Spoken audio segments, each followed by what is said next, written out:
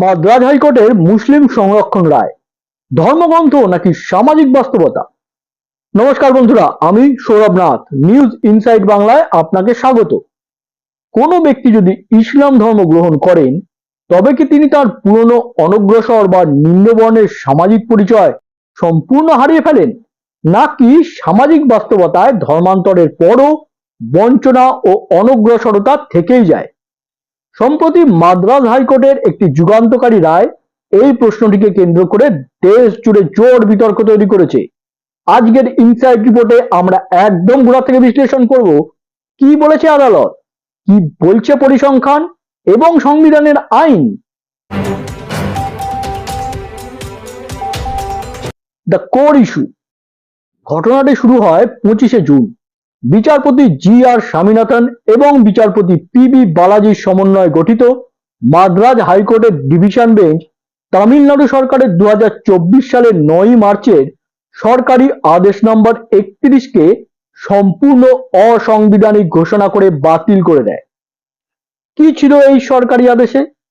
তামিলনাড়ু সরকার এই আদেশের মাধ্যমে অনগ্রসর শ্রেণী বিসি, অতি অনগ্রসর শ্রেণী এমবিসি, ডি নোটিফাইড সম্প্রদায় ডিএনসি এবং তফসিল জাতি এসসি থেকে যারা ইসলাম ধর্মে ধর্মান্তরিত হয়েছেন তাদেরকে 3.5% অনগ্রসর শ্রেণী মুসলিম ক্যাটাগরির অধীনে সংরক্ষণ ও কমিউনিটি সার্টিফিকেট পাওয়ার অনুমতি দিয়েছিল, কিন্তু হাইকোর্ট সেই আদেশ বাতিল করে দেয়। মামলার মূল গল্প ও আইনি ব্যাখ্যা। এই মামলার নেপথ্যে ছিলেন সমীর আহমেদ, যার আগের নাম ছিল পরমাশিবম। তিনি 2015 সালে ইসলাম ধর্ম গ্রহণ করেন এবং নিজেকে মুসলিম লাব্বাই হিসাবে পরিচয় দিয়ে অনগ্রসর শ্রেণীর সার্টিফিকেটের আবেদন জানান, কিন্তু স্থানীয় তহসিলদার তা খারিজ করে বলেন কেবল ধর্মান্তরিত হলেই কোনো স্বীকৃত মুসলিম সম্প্রদায়ের সদস্য হওয়া যায় না। মামলাটি যখন আদালতে গড়ায় তখন রাজ্য সরকার ওই আদেশ 31 জারি করেছিল, কিন্তু মাদ্রাজ হাইকোর্টের ডিভিশন বেঞ্চ 1952 সালে জি মাইকেল ভার্সেস এস ভেঙ্কটেশ্বরান মামলার নজির টেনে রায় দেয় যে ইসলাম ধর্মে রূপান্তরিত হলে একজন ব্যক্তি কেবল একজন মুসলমান হয়ে যান এবং তিনি তার পুরনো জাতিগত পরিচয় ধরে রাখেন না। লাব্বাই, রাউথার, মারাক্কায়ার, ডেক্কানি, শেখ বা সৈয়দের মতো গোষ্ঠীগুলি জন্মভিত্তিক সামাজিক গ্রুপ, কেবল ধর্মান্তরের মাধ্যমে এগুলিতে প্রবেশ করা যায় না। দুই রায়ের আইনি দ্বন্দ্ব।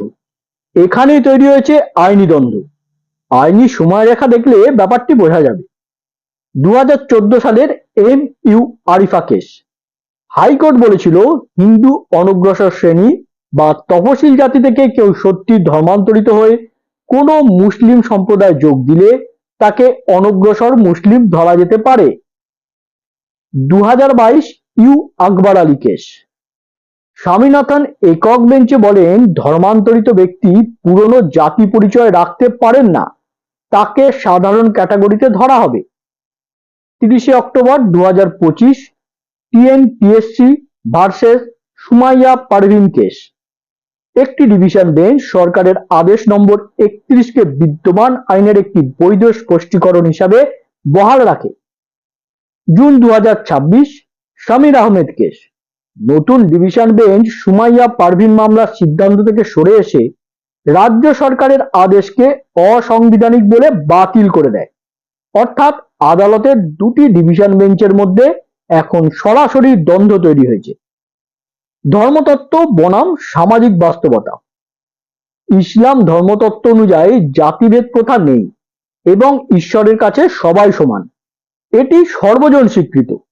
কিন্তু দক্ষিণ এশিয়ার এবং ভারতের মুসলিম সমাজের বাস্তব পরিস্থিতি কি?